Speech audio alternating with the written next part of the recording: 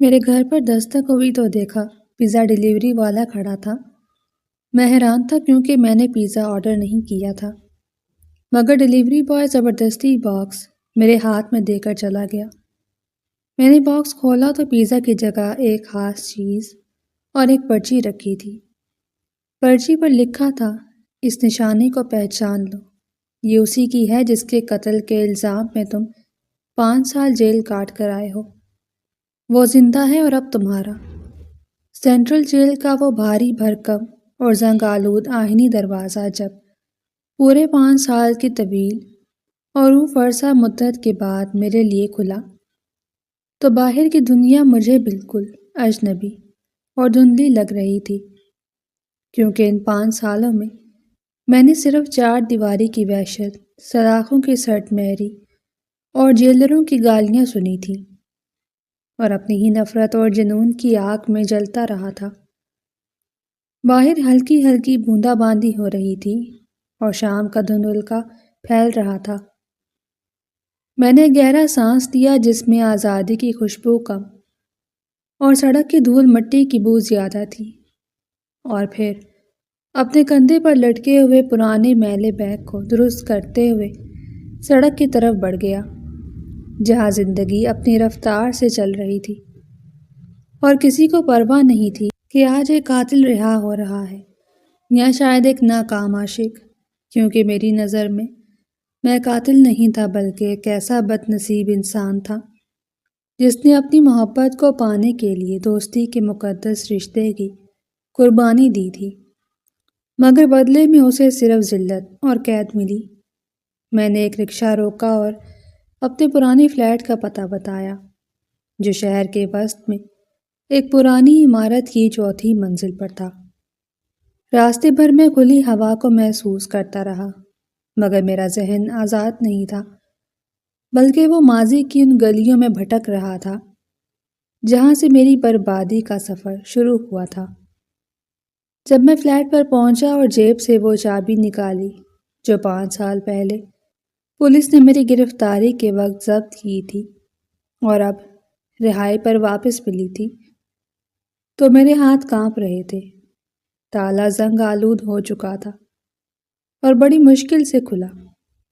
دروازہ کھلتے ہی بند کمرے کی بسان اور گرد و غبار نے میرا استقبال کیا۔ میں اندر داخل ہوا اور بتی جلانے کی کوشش کی، مگر بجلی کٹی ہوئی تھی جو متوقع تھا۔ میں نے کھڑکی کھول دی تاکہ سڑک کی روشنی اندر آ سکے۔ فرنیچر پر سفید چادریں چڑھی ہوئی تھیں جو اب مٹیالی ہو چکی تھیں۔ میں نے صوفے سے چادر ہٹائی تو دھول کا ایک بادل اڑا۔ میں وہیں بیٹھ گیا اور کمرے کی ویرانی کو تکنے لگا۔ یہی وہ کمرہ تھا جہاں ہم تینوں گھنٹوں بیٹھ کر باتیں کیا کرتے تھے، میں، کبیر اور اجالا، ہماری وہ تکون جو یونیورسٹی کے پہلے دن سے بنی تھی۔ مجھے آج بھی یاد ہے جب میں پہلی بار یونیورسٹی کی کینٹین میں کبیر سے ملا تھا۔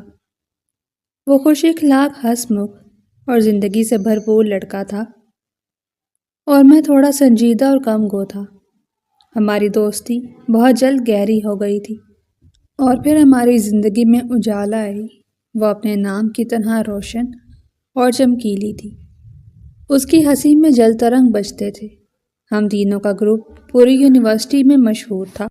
ہم ساتھ کھاتے، ساتھ گھومتے اور اسائنمنٹس بناتے، مگر کبیر اور اجالا کے درمیان ایک ایسی کیمسٹری تھی جو دوستی سے کچھ زیادہ تھی، اور میں صرف ایک خاموش تماشائی تھا۔ میں اجالا کو پہلے دن سے پسند کرنے لگا تھا۔ اس کی معصومیت، اس کی باتیں، اس کا انداز، سب کچھ میرے دل میں گھر کر گیا۔ میں اسے بتانا چاہتا تھا کہ میں اس سے کتنی محبت کرتا ہوں، مگر کبیر کی وجہ سے چپ رہتا تھا، کیونکہ مجھے ڈر تھا کہ کہیں ہماری دوستی نہ ٹوٹ جائے۔ میں اس امید پر زندہ تھا کہ شاید کبھی اجالا میری آنکھوں میں چھپی محبت کو پڑھ لے گی، شاید کبھی اسے احساس ہوگا کہ کبیر تو صرف ایک اچھا دوست ہے، مگر اصل چاہنے والا میں ہوں۔ مگر میری یہ خاموشی میری دشمن بن گئی۔ وقت گزرتا گیا اور ہم فائنل ایئر میں آ گئے۔ ایک دن ہم تینوں اسی فلیٹ میں بیٹھے تھے۔ باہر بارش ہو رہی تھی، بالکل آج کی طرح، اور کبیر بہت خوش تھا۔ اس نے مٹھائی کا ڈبہ کھولا اور اجالا کا ہاتھ تھام کر کہا، سلمان، یار منہ میٹھا کرو۔ میں نے اجالا کے گھر رشتہ بھیجا تھا اور آنٹی انکل مان گئے ہیں۔ ہماری منگنی پکی ہو گئی ہے۔ وہ لمحہ میرے لیے قیامت کا لمحہ تھا۔ مجھے لگا جیسے کسی نے میرا دل مٹھی میں لے کر مسل دیا ہو۔ میرے کانوں میں سائیں سائیں ہونے لگی اور کبیر کی آواز دور ہوتی گئی۔ میں نے بمشکل اپنے چہرے پر مصنوعی مسکراہٹ سجائی اور مبارکباد دی، مگر اندر سے میں ٹوٹ چکا تھا۔ اجالا بھی شرما رہی تھی اور بہت خوش تھی۔ اس رات میں سو نہیں سکا تھا۔ مجھے بار بار کبیر کا وہ ہنستا ہوا چہرہ یاد آ رہا تھا اور مجھے اس سے نفرت ہونے لگی تھی۔ وہ میرا دوست تھا، مگر وہ میرا رقیب بن گیا تھا۔ اس نے مجھ سے میری زندگی کی سب سے قیمتی چیز چھین لی تھی۔ اگلے چند دن میں جلتا رہا، کڑتا رہا، اور پھر میرے اندر کے شیطان نے سر اٹھایا۔ میں نے سوچا کہ اگر کبیر درمیان سے ہٹ جائے تو اجالا میری ہو سکتی ہے۔ وہ دکھی ہوگی، روئے گی، اور میں اسے سہارا دوں گا۔ میں اس کے آنسو پوچھوں گا اور آہستہ آہستہ اس کے دل میں جگہ بنا لوں گا۔ یہ ایک دیوانگی تھی، ایک جنون تھا جس نے مجھے اندھا کر دیا تھا۔ اور پھر میں نے وہ منصوبہ بنایا جس نے میری دنیا اجاڑ دی۔ میں نے کبیر کو کال کی اور کہا کہ یار، شادی سے پہلے ایک آخری بار ہم دونوں دوست مل کر سیلیبریٹ کرتے ہیں۔ کبیر بھولا بالا تھا، وہ فوراً مان گیا۔ میں اسے اپنی گاڑی میں بٹھا کر شہر سے باہر اس پرانے پل کی طرف لے گیا جو دریا کے اوپر بنا ہوا تھا، اور رات کے وقت وہاں بالکل سناٹا ہوتا تھا۔ نیچے دریا کا پانی گہرائی میں شور مچا رہا تھا اور اوپر ہم دونوں کھڑے تھے۔ میں نے کبیر کو باتوں میں لگایا، ہم نے پرانی یادیں تازہ کی۔ کبیر بہت خوش تھا اور بار بار اجالا کی باتیں کر رہا تھا۔ یار سلمان، میں بہت خوش قسمت ہوں کہ مجھے اجالا ملی۔ تم شادی پر سب سے زیادہ کام کرو گے، تم میرے بیسٹ مین ہو۔ اس کے الفاظ میرے زخموں پر نمک چھڑک رہے تھے۔ مجھے اس کی خوشی زہر لگ رہی تھی۔ پھر کبیر کا فون بجا۔ اجالا کی کال تھی۔ وہ ریلنگ کے ساتھ ٹیک لگا کر فون پر بات کرنے لگا۔ ہاں جان، میں بس سلمان کے ساتھ ہوں، ہم واپس آ رہے ہیں۔ تم نے کھانا کھایا؟ وہ محبت بھری باتیں کر رہا تھا اور اس کی پیٹھ میری طرف تھی۔ ہوا بہت تیز چل رہی تھی۔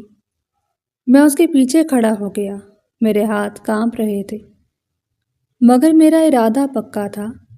میں نے دیکھا کہ کبیر نے فون کان سے ہٹا کر نیچے کر لیا تھا اور وہ دریا کی لہروں کو دیکھنے لگا تھا۔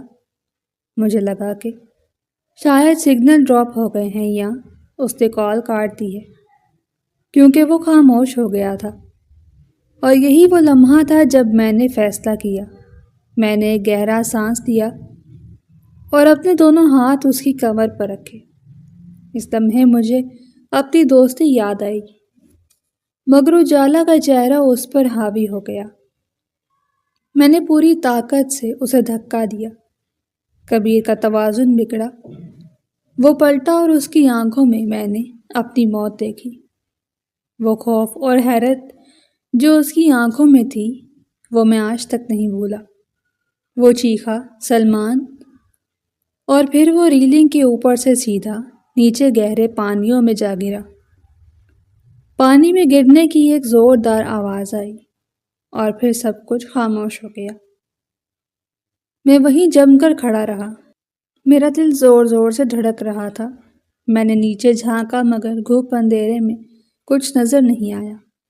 میں نے ادھر ادھر دیکھا کہ اس کا موبائل کہاں گیا، شاید وہ بھی اس کے ساتھ نیچے گر گیا تھا یا اندھیرے میں سڑک پر کہیں گر گیا تھا۔ مجھے کچھ نظر نہیں آیا۔ اور نہ ہی میں نے رک کر ڈھونڈنے کی زحمت کی، کیونکہ مجھے بھاگنا تھا۔ مجھے لگا میرا کام ہو گیا، راستہ صاف ہو گیا۔ میں وہاں سے گاڑی بھگا کر لے گیا اور پوری رات سڑکوں پر مارا مارا پھرتا رہا۔ مجھے یقین تھا کہ یہ ایک حادثہ لگے گا اور کوئی مجھ پر شک نہیں کرے گا، مگر میں غلط تھا، بہت غلط تھا۔ اگلی صبح پولیس میرے دروازے پر تھی اور تھانے میں اجالا موجود تھی۔ اس کی آنکھیں رو رو کر سوجی ہوئی تھیں، مگر ان میں جو نفرت میرے لیے تھی وہ میں بیان نہیں کر سکتا۔ اس نے انسپکٹر کے سامنے چیخ کر کہا، اس نے مارا ہے کبیر کو۔ میں فون پر تھی، کال کٹی نہیں تھی، میں سن رہی تھی۔ میں نے دھکے کی آواز سنی، میں نے کبیر کی چیخ سنی۔ اس نے آخری وقت میں سلمان کا نام پکارا تھا، یہ قاتل ہے۔ میں ہکا بکا رہ گیا۔ کال نہیں کٹی تھی، لیکن کبیر نے تو فون نیچے کر لیا تھا۔ شاید اس نے فون ہولڈ پر رکھا تھا یا کال چل رہی تھی۔ میری ایک غلط فہمی نے مجھے پھنسا دیا تھا۔ پولیس نے دریا میں لاش تلاش کی، مگر لاش نہیں ملی۔ تیز بہاؤ کی وجہ سے شاید وہ آگے نکل گئی تھی، مگر اجالا کی گواہی اور جائے وقوع پر میری موجودگی کے ثبوتوں نے مجھے مجرم ثابت کر دیا۔ عدالت میں بھی اجالا نے میرے خلاف بیان دیا۔ اس نے میری طرف دیکھا بھی نہیں اور جج نے مجھے غیر ارادی قتل اور ثبوت مٹانے کی کوشش میں 5 سال قید کی سزا سنا دی۔ وہ دن اور آج کا دن میں نے اجالا کی شکل نہیں دیکھی۔ میں جیل میں سڑتا رہا اور یہ سوچتا رہا کہ جب میں باہر نکلوں گا تو اجالا کو ڈھونڈوں گا، میں اسے سمجھاؤں گا کہ میں نے جو کیا اس کی محبت میں کیا۔ شاید وقت نے اس کے زخم بھر دیے ہوں، شاید کبیر کے جانے کے بعد اسے میری ضرورت ہو۔ یہ میری خوش فہمی تھی، اور اب میں یہاں اس ویران فلیٹ میں بیٹھا تھا، اکیلا اور تہی دامن۔ یادوں کا یہ سلسلہ اس وقت ٹوٹا جب میرے پیٹ میں بھوک کے مروڑ اٹھے۔ میں نے 2 دن سے ڈھنگ سے کچھ نہیں کھایا تھا۔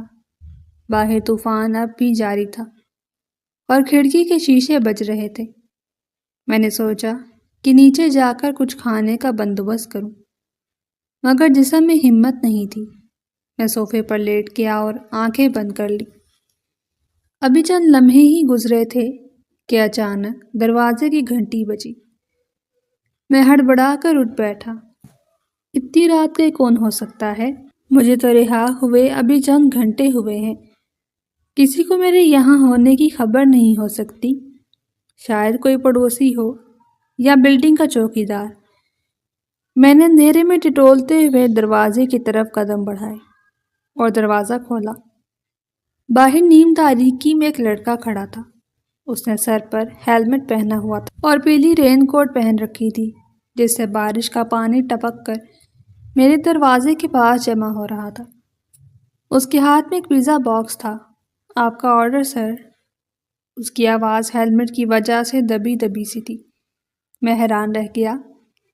میں نے تو کوئی پیزا آرڈر نہیں کیا بھائی، تمہیں غلط فہمی ہوئی ہے۔ میں نے دروازہ بند کرنے کی کوشش کی، مگر لڑکے نے تیزی سے اپنا پاؤں دروازے کے بیچ میں اڑا دیا اور زبردستی پیزا باکس میری طرف بڑھایا۔ یہ آپ ہی کا ہے مسٹر سلمان۔ اس نے میرا نام لیا تو میں ٹھٹک گیا۔ اسے میرا نام کیسے معلوم؟ کس نے بھیجا ہے؟ میں نے پوچھا۔ لڑکے نے کوئی جواب نہیں دیا، بس باکس میرے ہاتھ میں تھمایا اور تیزی سے سیڑھیاں اتر کر اندھیرے میں غائب ہو گیا۔ میرا دل تیزی سے دھڑکنے لگا۔ یہ سب بہت عجیب تھا۔ میں باکس لے کر اندر آیا اور کنڈی لگا دی۔ باکس ہلکا تھا، ایسا لگ رہا تھا جیسے خالی ہو۔ میں نے اسے میز پر رکھا اور فون کی ٹارچ جلائی۔ میرے ذہن میں طرح طرح کے وسوسے آ رہے تھے۔ کیا یہ اجالا نے بھیجا ہے؟ کیا وہ جانتی ہے کہ میں واپس آ گیا ہوں؟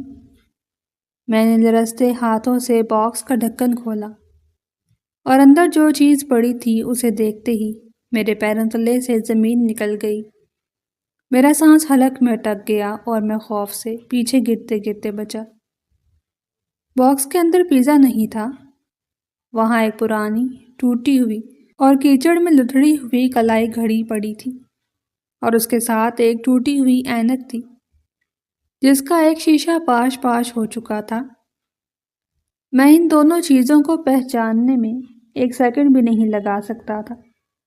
یہ کبیر کی گھڑی تھی، وہ گھڑی جو میں نے اسے اس کی سالگرہ پر گفٹ کی تھی، اور وہ اسے کبھی نہیں اتارتا تھا، اور وہ اینک جو وہ رات کو ڈرائیونگ کرتے وقت لگاتا تھا۔ جس رات میں نے اسے دھکا دیا تھا، اس نے یہی اینک اور یہی گھڑی پہن رکھی تھی۔ گھڑی کی سوئیاں رکی ہوئی تھیں ٹھیک 11:40 پر۔ یہ وہی وقت تھا جب میں نے اسے پل سے دھکا دیا تھا۔ یہ چیزیں تو اس کے جسم کے ساتھ دریا میں گر گئی تھیں۔ یہ پانی کی تہہ میں ہونی چاہیے تھی۔ یہ یہاں اس پیزا باکس میں کیسے آ گئیں؟ کون لایا انہیں؟ کیا دریا نے انہیں اگل دیا؟ یا میرا دماغ مفلوج ہو رہا تھا۔ تبھی میری نظر باکس کے اندر چپکی ہوئی ایک پرچی پر پڑی جس پر لال روشنائی سے لکھا تھا، وقت وہیں رک گیا تھا سلمان جہاں تم نے اسے روکا تھا، لیکن پانی گہرا ہونے کے باوجود راز نہیں چھپاتا۔ یہ نشانیاں اسی کی ہیں جس کے قتل کے الزام میں تم 5 سال جیل کاٹ کر آئے ہو۔ وہ دریا برد نہیں ہوا تھا، وہ زندہ ہے، اور اب تمہارا تحریر یہاں ختم نہیں ہوئی تھی، مگر میری آنکھوں کے آگے اندھیرا چھا گیا۔ کبیر زندہ ہے؟ یہ ناممکن ہے۔ اتنی بلندی سے گر کر اور پانی کے تیز بہاؤ میں کوئی کیسے بچ سکتا ہے؟ لیکن یہ گھڑی اور یہ اینک جھوٹ نہیں بول رہے تھے، یہ گیلی تھیں اور ان سے دریا کی کائی کی بو آ رہی تھی۔ میں نے گھبرا کر چاروں طرف دیکھا۔ مجھے لگا کہ کمرے کے ہر کونے میں کبیر کھڑا مجھے دیکھ رہا ہے، وہی مسکراتا ہوا چہرہ جسے میں نے دھوکہ دیا تھا۔ کیا وہ ڈیلیوری بوائے کبیر تھا؟ کیا وہ مجھے مارنے آیا ہے یا مجھے پاگل کرنے؟ میں نے وہ گھڑی اٹھانے کی کوشش کی، مگر میرے ہاتھ میں اتنی لرزش تھی کہ میں اسے چھو بھی نہ سکا۔ باہر بجلی کڑکی اور اس کی روشنی میں مجھے لگا کہ کھڑکی کے باہر کوئی سایہ ہے جو اندر جھانک رہا ہے۔ میں چیخ مار کر پیچھے ہٹا اور دیوار سے جا لگا۔ میرا ماضی، میرا گناہ، میرا دوست جسے میں مردہ سمجھ رہا تھا، وہ قبر سے نکل کر میرے ڈرائنگ روم میں پہنچ چکا تھا، اور اب مجھے یقین ہو گیا تھا کہ میری سزا ختم نہیں ہوئی، بلکہ اصل سزا تو اب شروع ہوئی ہے۔ وہ رات میری زندگی کی سب سے طویل اور بھیانک رات تھی، جس میں ایک پل کے لیے بھی میری آنکھ نہیں لگی، کیونکہ میرے سامنے میز پر پڑی وہ کیچڑ زدہ گھڑی اور ٹوٹی ہوئی اینک مجھے گھور رہی تھی، اور کمرے کے ہر کونے سے مجھے کبیر کی سرگوشیاں سنائی دے رہی تھی، جیسے وہ میرے کان میں کہہ رہا ہو، میں واپس آ گیا ہوں۔ میں پوری رات ہاتھ میں ایک پرانا زنگ آلود چاقو تھامے دروازے کی طرف دیکھتا رہا کہ ابھی وہ کھلے گا اور میرا ماضی میرا گلا دبوچ لے گا۔ مگر صبح کی سپیدہ سحر نمودار ہونے تک کچھ نہیں ہوا۔ بارش تھم چکی تھی، مگر میرے اندر کا طوفان اور بھی شدید ہو گیا تھا۔ سورج نکلتے ہی میں نے فیصلہ کیا کہ میں اس طرح گھٹ گھٹ کر نہیں مروں گا، بلکہ میں سچائی کا پتہ لگاؤں گا، کیونکہ میرا دل ابھی بھی یہ ماننے کو تیار نہیں تھا کہ کبیر زندہ ہے۔ مجھے لگ رہا تھا کہ یہ کوئی بہت بڑی سازش ہے جو مجھے پاگل کرنے کے لیے رچائی گئی ہے، اور اس سازش کے پیچھے ضرور اجالا کا ہاتھ ہو سکتا ہے، یا پھر کبیر کے کسی رشتہ دار کا جو مجھ سے بدلہ لینا چاہتا ہے۔ میں نے وہ گھڑی اور اینک ایک شاپر میں ڈال لی اور اسے اپنی جیب میں چھپا لیا اور گھر سے نکل کھڑا ہوا۔ میرا پہلا مقصد اجالا کو ڈھونڈنا تھا، کیونکہ وہی وہ واحد کڑی تھی جو مجھے اس دلدل سے نکال سکتی تھی یا پھر مزید گہرائی میں دھکیل سکتی تھی۔ میں نے سوچا کہ اگر کبیر زندہ ہوتا تو اجالا کو ضرور پتہ ہوتا، اور اگر اجالا کو پتہ ہوتا تو وہ مجھے قتل کے الزام میں جیل نہ بھجواتی بلکہ اقدام قتل کا مقدمہ درج کرواتی۔ اس لیے مجھے یقین تھا کہ کبیر مر چکا ہے اور یہ چیزیں شاید دریا کے کنارے کسی کو مل گئی ہوں گی، اور اب وہ مجھے بلیک میل کر رہا ہے۔ میں سب سے پہلے اپنے پرانی یونیورسٹی کے کیمپس گیا جہاں ہم تینوں پڑھتے تھے۔ وہاں پہنچ کر مجھے ہر طرف اپنی کبیر اور اجالا کی یادیں بکھری ہوئی نظر آئیں۔ کینٹین کا وہ کونا جہاں ہم بیٹھتے تھے، وہ لائبریری کی سیڑھیاں، سب کچھ ویسا ہی تھا، مگر میں بدل چکا تھا۔ میں نے پرانے ملازمین اور کلرکوں سے پوچھ گچھ شروع کی کہ کیا انہوں نے اجالا کو دیکھا ہے یا اس کا کوئی رابطہ نمبر ہے۔ بہت تگ و دو کے بعد مجھے ایک پرانا گیٹ کیپر ملا جو ہمیں جانتا تھا۔ اس نے مجھے پہچان لیا اور نفرت سے منہ پھیر لیا، مگر جب میں نے اس کی مٹھی گرم کی تو اس نے بتایا کہ سلمان صاحب، اجالا بی بی 2 سال پہلے یہاں آئی تھی اپنی ڈگری کی تصدیق کروانے۔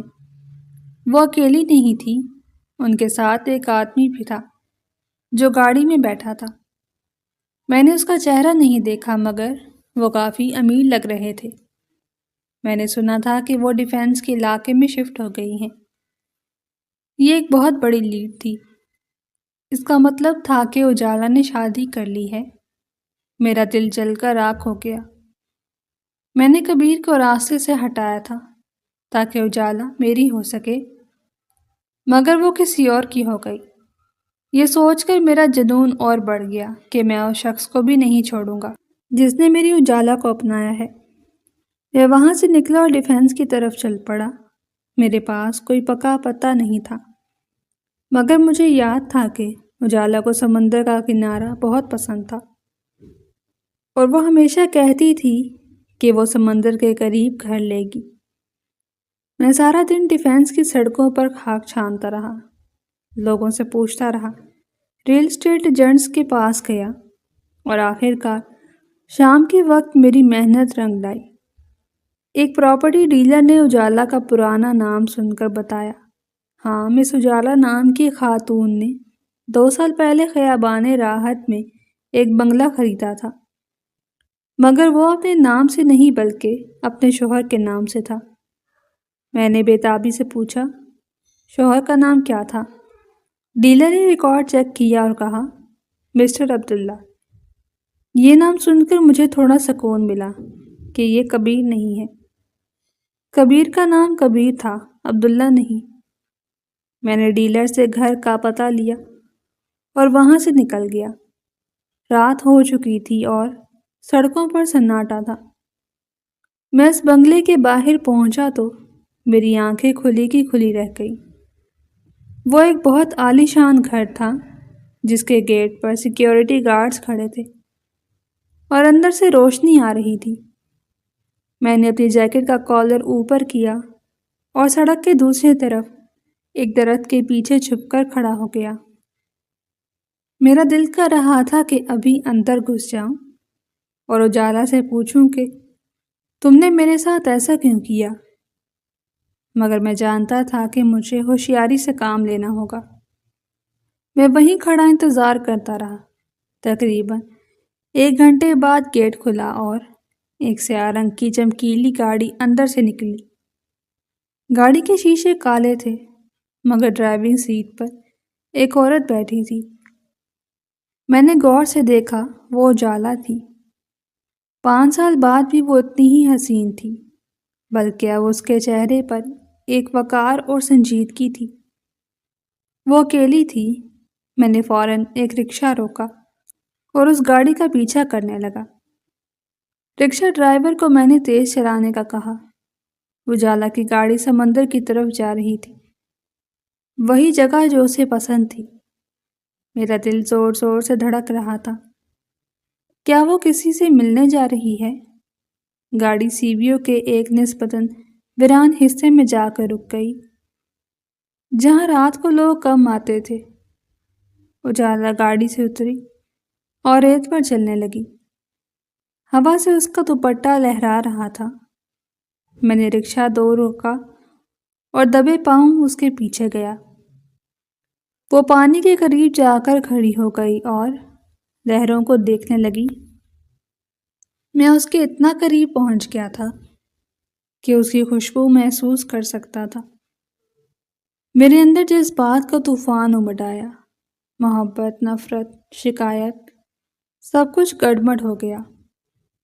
میں نے ہمت کر کے اسے آواز دی، اجالا۔ میری آواز ہوا کے شور میں بھی اسے سنائی دے گئی۔ وہ چونکی اور تیزی سے مڑی۔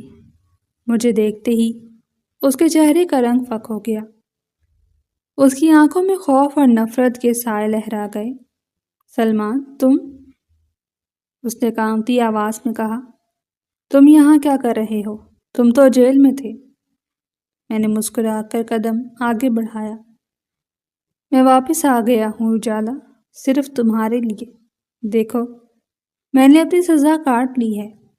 اب ہمارے بیچ کوئی نہیں ہے، نہ کبیر نہ کوئی اور۔ اجالا پیچھے ہٹی۔ تم پاگل ہو گئے ہو سلمان۔ تم نے میرے کبیر کو مارا تھا۔ میں تمہیں کبھی معاف نہیں کر سکتی، دور رہو مجھ سے۔ اس کا یہ کہنا کہ میرے کبیر کو میرے دل میں خنجر کی طرح چبھا۔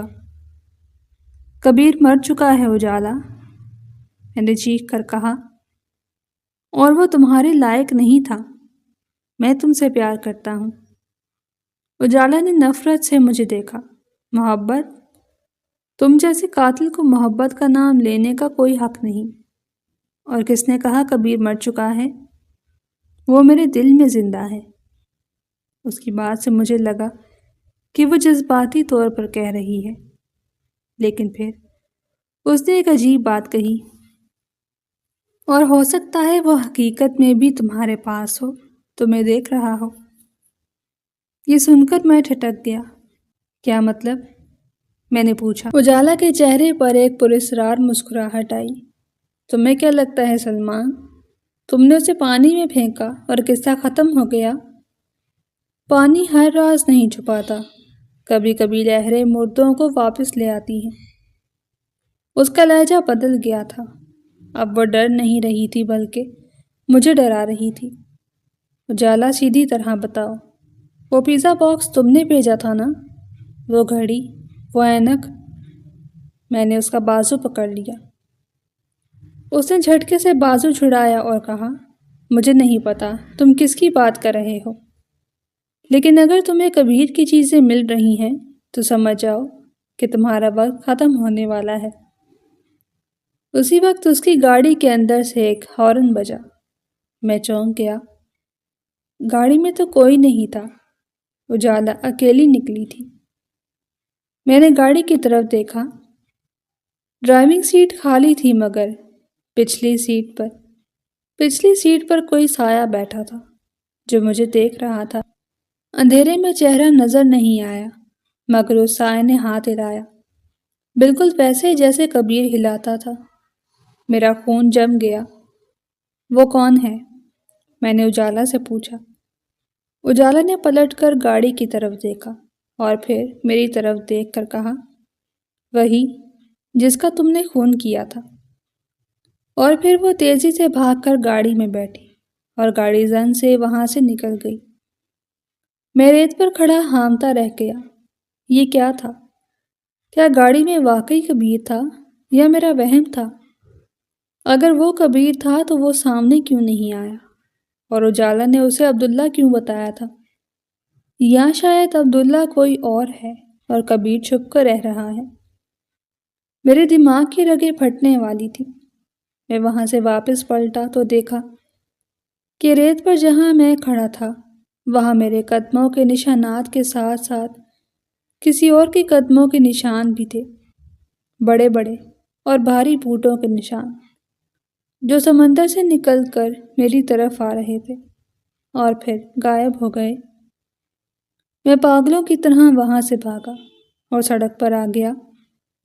مجھے ہر گاڑی میں کبیر نظر آ رہا تھا۔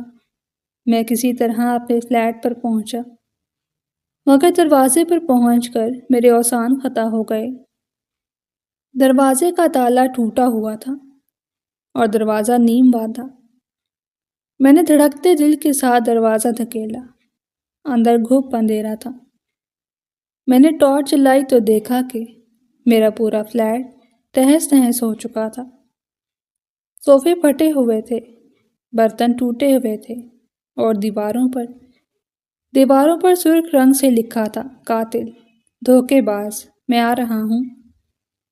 اور سب سے خوفناک چیز یہ تھی کہ دیوار پر لگی اجالا کی وہ تصویر جسے میں نے کل چوما تھا، اب اس تصویر میں میری آنکھوں کو کھرچ کر نکال دیا گیا تھا اور وہاں سوراخ کر دیے گئے تھے، اور تصویر کے نیچے ایک تازہ پیزا باکس رکھا تھا، بالکل ویسا ہی جیسا کل رات آیا تھا۔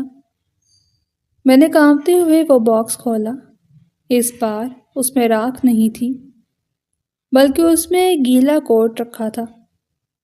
یہ میرا پرانا کوٹ تھا، وہ کوٹ جو میں نے اس رات پہنا تھا جب میں نے کبیر کو دھکا دیا تھا۔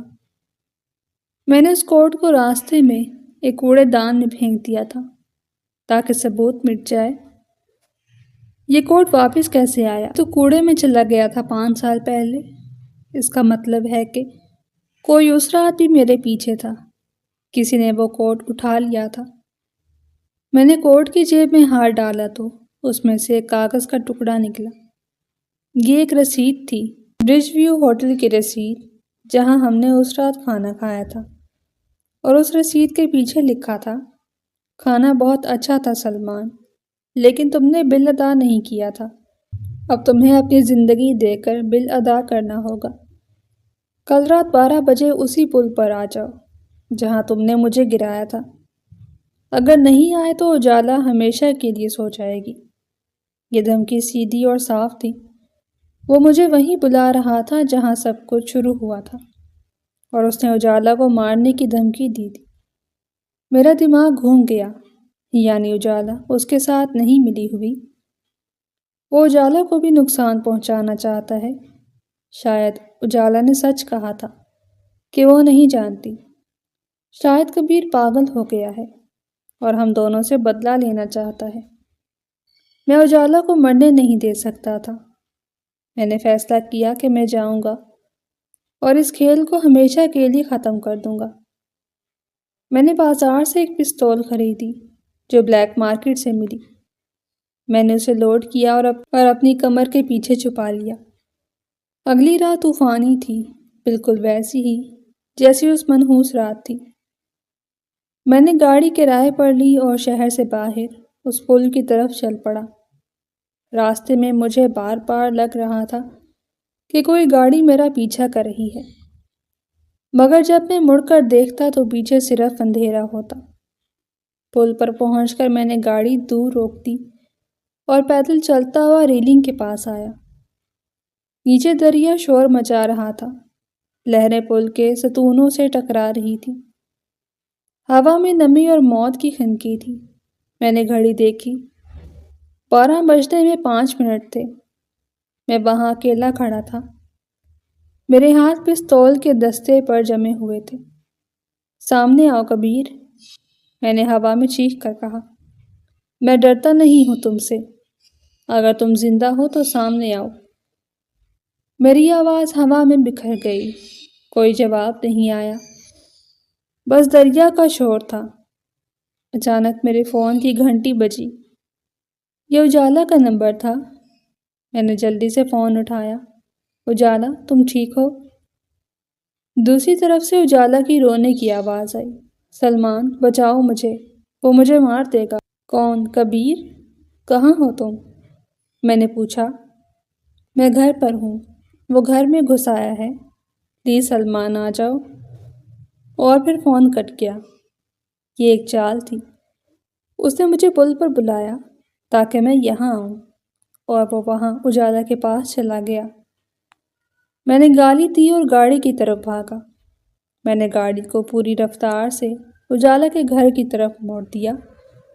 میرا دماغ صرف ایک ہی بات سوچ رہا تھا کہ مجھے اجالا کو بچانا ہے۔ میں نے سرخ اشارے توڑے، دوسری گاڑیوں کو کٹ مارے اور ہوا کے دوش پر اڑتا ہوا ڈیفینس پہنچا۔ اجالا کا بنگلہ اندھیرے میں ڈوبا ہوا تھا، گیٹ کھلا تھا اور گارڈز غائب تھے۔ میں گاڑی سے کودا اور پستول ہاتھ میں لے کر اندر بھاگا۔ مین دروازہ بھی کھلا تھا۔ میں اندر داخل ہوا۔ ہال میں سناٹا تھا۔ اجالا، میں نے پکارا۔ کوئی جواب نہیں۔ میں سیڑھیاں چڑھ کر اوپر گیا جہاں سے مدھم روشنی آ رہی تھی۔ یہ شاید بیڈ روم تھا۔ میں نے دروازہ زور سے کھولا۔ اندر کا منظر دیکھ کر میرے قدم وہیں جم گئے۔ اجالا بیڈ پر بندھی ہوئی تھی، اس کے منہ پر ٹیپ لگی تھی اور وہ خوفزدہ نظروں سے مجھے دیکھ رہی تھی، اور کمرے کے کونے میں ایک کرسی پر ایک شخص بیٹھا تھا جس کی پیٹھ میری طرف تھی۔ اس نے وہی پیلی رین کوٹ پہن رکھی تھی اور سر پر ہیلمٹ تھا۔ کبیر، میں نے پستول تان کر کہا، اسے چھوڑ دو، تمہاری دشمنی مجھ سے ہے۔ وہ شخص آہستہ آہستہ کھڑا ہوا اور میری طرف مڑا۔ اس نے آہستہ سے اپنا ہیلمٹ اتارا اور جب اس کا چہرہ سامنے آیا تو میرے ہاتھ سے پستول گرنے والی تھی، مگر میں نے اسے مضبوطی سے تھام لیا۔ وہ چہرہ کبیر کا ہی تھا، لیکن وہ جلا ہوا نہیں تھا، وہ بالکل ٹھیک تھا۔ صرف اس کی آنکھوں کے نیچے ایک گہرا زخم کا نشان تھا اور اس کے بال سفید ہو چکے تھے۔ 5 سالوں نے اسے بوڑھا کر دیا تھا، مگر وہ زندہ تھا۔ حیران ہو گئے سلمان؟ اس کی آواز بھاری اور سرد تھی۔ تم نے تو مجھے مار دیا تھا نا؟ تم نے تو دریا کو میرا قبرستان بنا دیا تھا، مگر تم بھول گئے کہ دریا ان لوگوں کو نہیں اپناتا جن کا حساب باقی ہو۔ میں نے خوف اور غصے کے ملے جلے جذبات کے ساتھ کہا، تم زندہ کیسے بچے اتنی بلندی سے گر کر؟ کبیر ہنسا۔ میں گرتے وقت ایک ستون سے ٹکرا گیا تھا اور پھر پانی میں جا گرا۔ میری پسلیاں ٹوٹ گئی تھیں، میں بہہ گیا تھا۔ مچھیروں نے مجھے نکالا۔ میں 6 مہینے کوما میں رہا اور جب ہوش آیا تو مجھے صرف ایک ہی چیز یاد تھی، تمہارا وہ دھکا اور تمہاری وہ الفاظ کہ اجالا میری ہے۔ میں واپس آ سکتا تھا، پولیس کے پاس جا سکتا تھا، مگر میں تمہیں جیل میں سڑتے ہوئے نہیں دیکھنا چاہتا تھا۔ میں تمہیں وہ تکلیف دینا چاہتا تھا جو تم نے مجھے دی۔ میں تمہیں امید دلا کر مارنا چاہتا تھا۔ اس نے قدم آگے بڑھایا۔ میں نے ٹریگر پر انگلی سخت کر لی۔ وہیں رکو، ورنہ میں تمہیں دوبارہ مار دوں گا، اور اس بار گولی سے۔ کبیر رکا نہیں، وہ چلتا رہا۔ مار دو سلمان، گولی چلاؤ، لیکن یاد رکھنا اگر تم نے مجھے مارا تو تم کبھی نہیں جان پاؤ گے کہ ان 5 سالوں میں تمہاری غیر موجودگی میں کیا ہوا۔ میں نے وارننگ دی، میں آخری بار کہہ رہا ہوں، اور پھر میں نے گولی چلا دی۔ ٹھا کی آواز گونجی مگر کبیر کو کچھ نہیں ہوا۔ گولی اس کے پاس سے گزر کر دیوار میں لگی۔ میں نے دوبارہ ٹریگر دبایا مگر پستول خالی تھی۔ کیا؟ میں نے پستول کو دیکھا۔ میں نے تو اسے لوڈ کیا تھا۔ کبیر ہنسنے لگا۔ تمہاری پستول میں صرف ایک ہی گولی تھی سلمان، اور وہ بھی تم ضائع کر چکے۔ یہ کیسے ممکن ہے؟ میں نے تو پوری میگزین بھری تھی، اور تبھی ایک ایسی چیز ہوئی جس نے میری دنیا کو الٹ پلٹ کر رکھ دیا۔ بیڈ پر بندھی ہوئی اجالا جو ابھی تک رو رہی تھی اچانک پرسکون ہو گئی۔ اس نے اپنے ہاتھوں کو جھٹکا دیا اور رسیاں کھل گئیں۔ اس نے اپنے منہ سے ٹیپ اتاری اور مسکرانے لگی۔ وہ بیڈ سے اتری اور چلتی ہوئی کبیر کے پاس جا کھڑی ہوئی۔ اس نے کبیر کا ہاتھ تھام لیا اور میری طرف دیکھ کر کہا، خوش آمدید سلمان، ہمارے چھوٹے سے ڈرامے کے آخری ایکٹ میں۔ میں پتھر کا ہو گیا۔ اجالا، یہ کیا ہے؟ تم کھلی ہوئی ہو، تم اس کے ساتھ ہو۔ میرا دماغ کام کرنا چھوڑ گیا۔ اجالا نے کبیر کے کندھے پر سر رکھا اور کہا، تمہیں کیا لگا سلمان کہ میں تم جیسے قاتل کا انتظار کروں گی یا میں کبیر کو بھول جاؤں گی؟ ارے بے وقوف، مجھے تو اسی دن پتہ چل گیا تھا کہ کبیر زندہ ہے جب مچھیروں نے اس کے فون سے مجھے کال کی تھی۔ میں نے ہی اسے چھپایا، میں نے ہی اس کا علاج کروایا اور میں نے ہی تمہیں جیل بھجوایا تاکہ تم ہماری نظروں سے دور رہو اور ہم سکون سے اپنی دنیا بسا سکیں۔ ہم نے شادی کر لی تھی سلمان، جب تم جیل کی چکی پیس رہے تھے، ہم اپنی زندگی جی رہے تھے۔ میرے کانوں میں سائیں سائیں ہونے لگی۔ تو یہ سب، یہ پیزا، یہ دھمکیاں، یہ سب تم دونوں نے کیا؟ میں گھٹنوں کے بل گر گیا۔ کبیر نے کہا، ہاں، ہم چاہتے تھے کہ تم باہر آؤ، ہم چاہتے تھے کہ تم تڑپو، تم ڈرو، تم بھاگو اور آخرکار تم خود چل کر ہمارے پاس آؤ، اور دیکھو تم آ گئے، ایک خالی پستول اور ٹوٹے ہوئے دل کے ساتھ۔ میں نے نفرت سے انہیں دیکھا۔ تم دونوں نے میرے ساتھ کھیل کھیلا، تم نے قانون کو دھوکہ دیا۔ کبیر نے سنجیدگی سے کہا، قانون کو دھوکہ تم نے دیا تھا سلمان، جب تم نے ایک بے گناہ کو مارنے کی کوشش کی تھی۔ ہم نے تو صرف انصاف کیا۔ میں نے اچانک جیب سے وہ چاقو نکالا جو میں نے صبح رکھا تھا اور چیخ کر ان کی طرف بھاگا، میں تم دونوں کو ختم کر دوں گا۔ مگر اس سے پہلے کہ میں ان تک پہنچتا، کمرے کے چاروں طرف سے پولیس کمانڈوز نکل آئے اور انہوں نے مجھ پر بندوقیں تان دی۔ ڈراپ دی ویپن، ہتھیار پھینک دو۔ انسپکٹر کی آواز گونجی اور میں رک گیا۔ چاروں طرف پولیس تھی۔ یہ پولیس کہاں سے آئی؟ کبیر نے مسکرا کر کہا، میں نے پولیس کو پہلے ہی بلا لیا تھا سلمان، اور انہیں بتا دیا تھا کہ ایک سابق مجرم اور جنونی عاشق میرے گھر میں گھس آیا ہے اور میری بیوی کو مارنے کی کوشش کر رہا ہے۔ اور دیکھو، تمہارے ہاتھ میں چاقو ہے اور تم نے ابھی گولی بھی چلائی ہے۔ اقدام قتل کا ایک اور کیس، اور اس پر گواہ صرف اجالا نہیں، پوری پولیس فورس ہے۔ میں نے چاقو پھینک دیا اور بے بسی سے ہنسنے لگا۔ یہ ایک مکمل جال تھا، ایک بہترین جال۔ میں ان کے گھر میں گھسا تھا، میرے پاس ہتھیار تھا، میں نے گولی چلائی تھی۔ اب کوئی میری کہانی پر یقین نہیں کرے گا کہ کبیر زندہ تھا یا مردہ، کیونکہ قانون کی نظر میں حملہ آور تھا۔ پولیس والوں نے مجھے دبوچ لیا اور ہتھ کڑیاں لگا دی۔ مجھے گھسیٹتے ہوئے باہر لے جایا جا رہا تھا۔ میں نے مڑ کر دیکھا، اجالا اور کبیر ایک دوسرے کا ہاتھ تھامے کھڑے تھے۔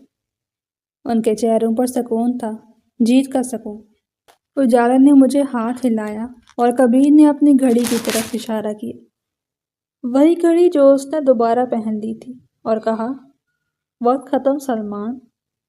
مجھے پولیس وین میں ڈال دیا گیا، دروازہ بند ہوا اور اندھیرا چھا گیا۔ گاڑی چل پڑی اور میں جانتا تھا کہ اب یہ سفر کبھی ختم نہیں ہوگا۔ میں نے ایک بار پھر اپنی محبت اور دوستی کے ہاتھوں شکست کھائی تھی، مگر اس بار شکست اتنی گہری تھی کہ اس کی تہہ میں ہمیشہ کے لیے دفن ہو چکا تھا۔ وہ دونوں زندہ تھے، خوش تھے، اور میں ایک زندہ لاش بن کر دوبارہ اسی جہنم میں جا رہا تھا جہاں سے میں کبھی واپس نہیں آ سکوں گا۔